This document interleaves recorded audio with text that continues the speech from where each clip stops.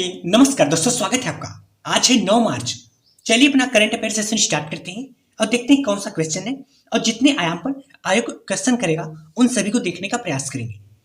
पहला क्वेश्चन हमने खेल से लिया हुआ है।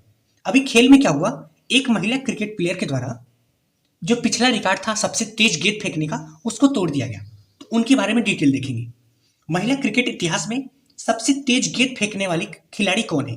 वो खिलाड़ी कौन है? वो है आपकी शबनीम इस्माइल। एक कहाँ से है? ये है साउथ अफ्रीका में। आपको पता होगा अभी इंडिया में WPL चल रहा है। जिस तरीके से पुरुषों का IPL होता है उसी तरीके से महिलाओं का वोमेन प्रीमियर लीग, महिलाओं का WPL चल रहा है। तो इसमें 5 टीम है। तो इसकी एक टीम है मुंबई इंडियंस। मुंबई इंडियंस की एक फास्ट बॉलर है शबनीम इस्माइल, जो कि साउथ अफ्रीका की है। तो अभी इन्हीं का मैच चल रहा था। इसी के दौरान शबनीम इस्माइल के द्वारा 132 किलोमीटर पर आवर की स्पीड से बॉल फेंका गया, जो कि महिला क्रिकेट इतिहास में सबसे तेज फेंकने का रिकॉर्ड बना दिया। इसके पहले जो अंतर्राष्ट्रीय स्तर का रिकॉर्ड था 128 किलोमीटर पर आवर था, वो भी इन्हीं का था। किसका था? शबनीम इस्माइल का ही।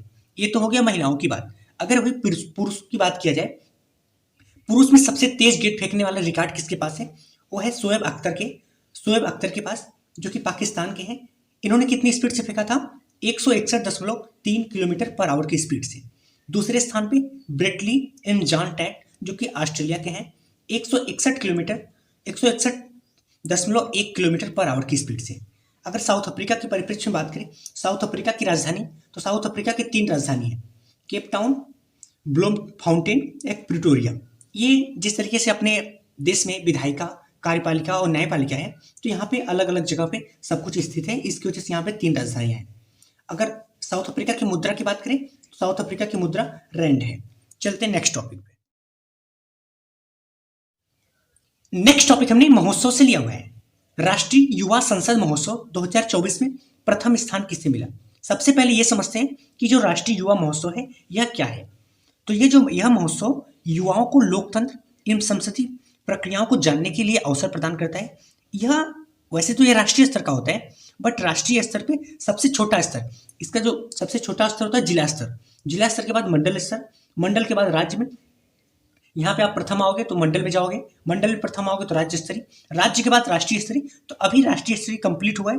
इसमें जो सबसे प्रथम स्थान आया है वो है यतीन भास्कर दुग्गल जी, जो कि हरियाणा के हैं। दूसरे नंबर पे वैष्णव पिचाई, जो कि तमिलनाडु के हैं। तीसरे नंबर पे कनिष्क शर्मा, जो कि राजस्थान के हैं। यह जो महोत्सव है यह युवा एवं खेल मंत्रालय के अंतर्गत आता है, जिसकी शुरुआत 2019 में किया गया था। कब किया गया था? 2019 में। और ये प्रत्येक वर्ष होने वाला कार्यक्रम है। इस बार जो संस्करण है 5वां संस्करण है, जो कि 6 से 7 मार्च को कंप्लीट हुआ।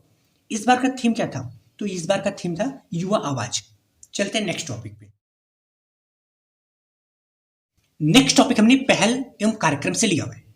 देखो अपना देश पीपुल्स चॉइस और चलो इंडिया ग्लोबल डायस्पोरा का अभियान कहाँ पे प्रारंभ किया गया, और ये जो अभियान है यह क्या है? देखो, चलो India global diaspora. Global diaspora क्या होता है पता है क्या? ग्लोबल आप समझ रहे हो, वैश्विक। डायस्पोरा तो वे भारतीय लोग जो भारत को छोड़ के दूसरे देश में रहते हैं, वे भारतीय जो विदेशों में रहते हैं और वहाँ के मूल निवासी हो गए, वो हो जाएगा ग्लोबल डायस्पोरा। तो उन्हीं के लिए कि चलो इंडिया, आप विदेश में चले गए, अभी आप इंडिया आओ। तो इसके लिए एक अभियान शुरुआत किया गया प्रधानमंत्री नरेंद्र मोदी के द्वारा। यह अभियान कहाँ पे शुरुआत किया गया? श्रीनगर, जम्मू कश्मीर में। तो इसका मुख्य उद्देश्य तो पर्यटन है, इसके साथ साथ इसका और भी उद्देश्य है। इसकी शुरुआत क्यों किया गया? इसका उद्देश्य है कि जो भारतीय मूल के लोग हैं, लोगों को भारत जोड़ने, साथ में वो वहाँ पे निवासी इसीलिए हो गए क्योंकि यहाँ से ज़्यादा वहाँ पे उनका बैकअप हो गया। तो उनको यहाँ पे निवेश कराने के लिए इसको शुरुआत किया गया, साथ में पर्यटक के रूप में बढ़ावा देने के लिए इसको शुरुआत किया गया। इसी तरीके से आपको पता होगा कुछ दिन पहले एक ऐलान मोदी कार्यक्रम किया गया था UAE में। वहाँ पे भी ग्लोबल डायस्पोरा के लिए जो UAE में रहते हैं उनके लिए भी भारत में निवेश और पर्यटक के रूप में बढ़ावा देने के लिए इनका जो मुख्य उद्देश्य है, जो NRI है, नॉन रेजिडेंट इंडियन, मतलब जो भारत के जो प्रवासी हैं, जो भारत के लोग नहीं हैं, तो NRI का निवेश बढ़े, इसके लिए NRI और भारत के बीच जो संबंध है उसको बढ़ावा दिया जा सके। मुख्यतः आप ये समझ लो कि जो NRI का है इंडिया में योगदान बढ़ाने के लिए इसकी शुरुआत किया गया है। चलते हैं नेक्स्ट टॉपिक पे। नेक्स्ट टॉपिक हमने अंतरिक्ष से लिया हुआ है।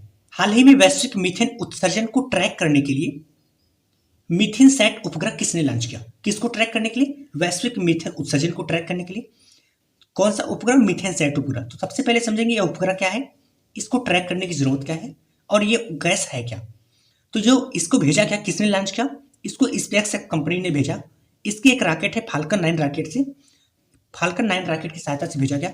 कहाँ से भेजा गया? फ्लोरिडा जंक्शन, जो कि यूएसए में, यूनाइटेड स्टेट ऑफ अमेरिका में स्थित है। अब बात करते हैं कि जो मीथेन सैट उपग्रह यह क्या है।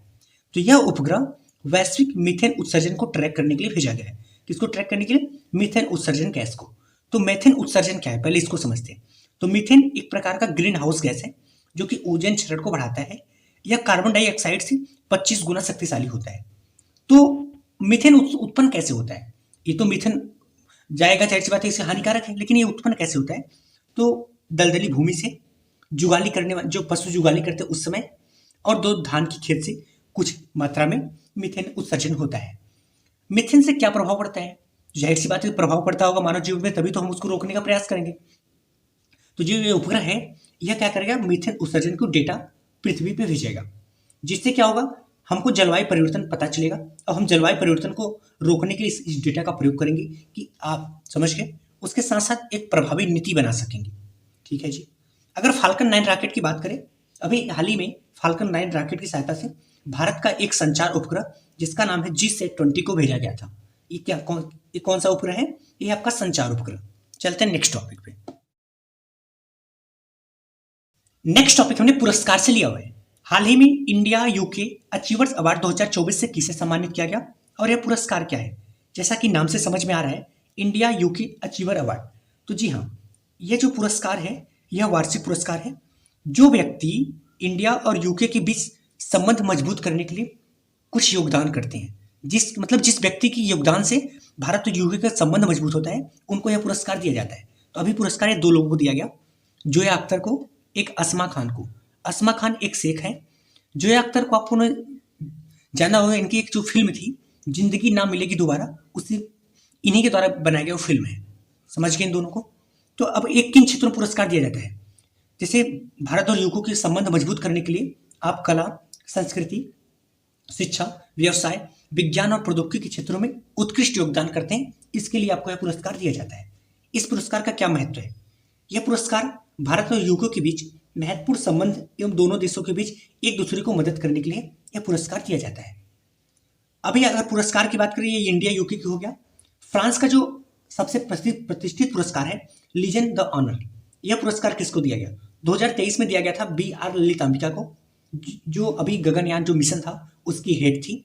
और अभी 2024 में किसको दिया गया? शशि थरूर को, जो कि इंडियन नेशनल कांग्रेस के पूर्व अध्यक्ष कह सकते हो। उसके बाद नरेंद्र मोदी को अभी कुछ देशों का जो प्रतिष्ठित पुरस्कार है उसको दिया गया, सर्वोच्च सम्मान दिया गया। जैसे ग्रीस का सर्वोच्च सम्मान, फिजी का सर्वोच्च सम्मान, मिस्र का, पलाऊ का, पापुआ न्यू गिनी का जो सर्वोच्च सम्मान है नरेंद्र मोदी प्रधानमंत्री जी को दिया गया। चलते हैं नेक्स्ट टॉपिक पे। नेक्स्ट टॉपिक हमने संधि एवं समझौता से लिया हुआ है। देखते हैं कौन सा संधि समझौता हुआ, इससे क्या लाभ होगा और किनके बीच में हुआ। AI केंद्र स्थापित करने के लिए, आर्टिफिशियल इंटेलिजेंस सेंटर स्थापित करने के लिए WEF वर्ल्ड इकोनॉमिक फोरम ने किससे समझौता किया? तो जो अभी हाल ही में WEF ने कर्नाटक सरकार के साथ समझौता किया। किनके बीच हुआ समझौता? WEF और कर्नाटक सरकार के बीच। WEF क्या होता है? वर्ल्ड इकोनॉमिक फोरम, जिसकी स्थापना 1971 में हुआ था। यह दुनिया भर की जितने भी बिजनेस हैं, सरकार और नागरिक समाज को एक मंच प्रदान करता है कि आप अपनी बात रखें और आपस में समन्वय सामंजस्य स्थापित करें। तो इनके और कर्नाटक के बीच में समझौता हुआ कि बेंगलुरु में AI सेंटर स्थापित करने के लिए। कौन सा सेंटर? AI, artificial intelligence. यह सेंटर से क्या लाभ होगा? तो पहली बात तो AI उद्योग बढ़ावा दिया मिलेगा, इसके साथ साथ AI रोजगार को मिलेगा। AI के क्षेत्र में अनुसंधान एवं विकास को बढ़ावा दिया जा सकेगा। अगर बात करें कि AI सेंटर क्या है, तो यह एक AI केंद्र है जो कि AI शिक्षा और प्रशिक्षण के माध्यम से इस सभी AI शिक्षा और प्रशिक्षण प्रदान करेगा। इसके साथ साथ जब AI शिक्षा और प्रशिक्षण बढ़ेगा तो जाहिर सी बात है कि AI अनुसंधान, रिसर्च एंड डेवलपमेंट होगा। ओके दोस्तों, अगर आपको करंट अफेयर को शॉर्ट नोट्स के माध्यम में डिटेल में पढ़ना है तो आप इस फैमिली के हिस्सा बन सकते हैं। धन्यवाद।